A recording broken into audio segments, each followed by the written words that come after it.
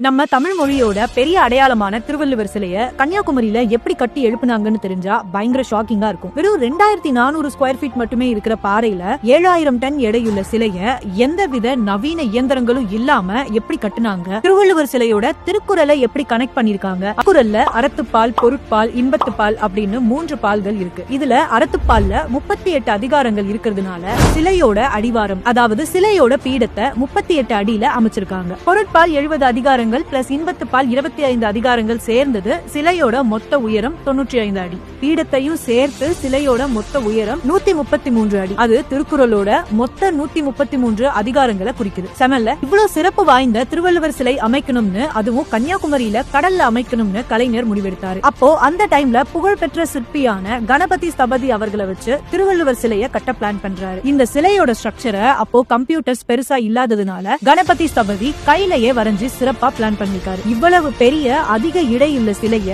அந்த சின்ன பாறை தாங்குமான்னு கேள்வி எழுந்திருக்கு. கணபதி ஸ்தபதி அந்த பாறையில துளையிட்டு அளந்தப்போ பாறை கடல்ல 200 அடி வரைக்கும் ஸ்ட்ராங்கா இருக்குன்னு தெரிஞ்சிருக்கு. அதுக்கப்புறம் அதுக்கான பெர்மிஷன்ஸ் எல்லாம் வாங்கி சிலைய வடிவமைக்க ஆரம்பிச்சாங்க. சிலையோட பீடத்தை கன்னியாகுமரியிலேயே வடிவமைச்சு செஞ்சிருக்காங்க. சுற்றுச்சுவர் செய்யறதுக்கு அம்பாசமுத்திரத்திலிருந்து கற்களை கொண்டு வந்திருக்காங்க. வள்ளுவர் சிலைய சென்னையில செஞ்சிருக்காங்க. அதுக்கான கற்களை வாலாஜாபாத் பக்கம் இருக்க சிறுதாமூர்ல இருந்து கொண்டு வந்திருக்காங்க. அந்த கற்கள் ஒவ்வொன்றுத்தோட வெயிட்டும் 3ல இருந்து 8 டன் வரைக்கும் இருந்திருக்கு. இந்த கற்கள் எல்லாத்தையும் படகுகள் மூலமா கன்னியாகுமரிக்கு கொண்டு வந்திருக்காங்க. கொண்டு வந்த கற்கள் எல்லாத்தையும் செயின் புல்லிங் மூலமா பொறுமையா மேல ஏத்தி சிலைய வடிவமைச்சிருக்காங்க. இது மாதிரி மொத்தம் 3681 கருங்கற்களை வச்சு இந்த பிரம்மாண்ட சிலைய கட்டியிருக்காங்க. இந்த சிலைய கட்ட ஆன செலவு 9 கோடி. 2004ஆம் ஆண்டு சுனாமி ராட்சச அலைகள் தாக்கியும் வள்ளுவர் சிலை அசராம இருந்தது இந்த சிலையோட உறுதியான கட்டமைப்பை காட்டுது. திருவள்ளுவர் சிலைய கட்டி அமைக்க கலைஞர் 1975லேயே முடிவெடுத்தாரு. ஆனா நிறைய ஆட்சி மாற்றங்கள் ஏற்பட்டதுனாலையும் நிதி பற்றாக்குறை காரணத்தினாலையும் சிலைய கட்டி முடிக்க தாமதமாகிட்டே இருந்தது.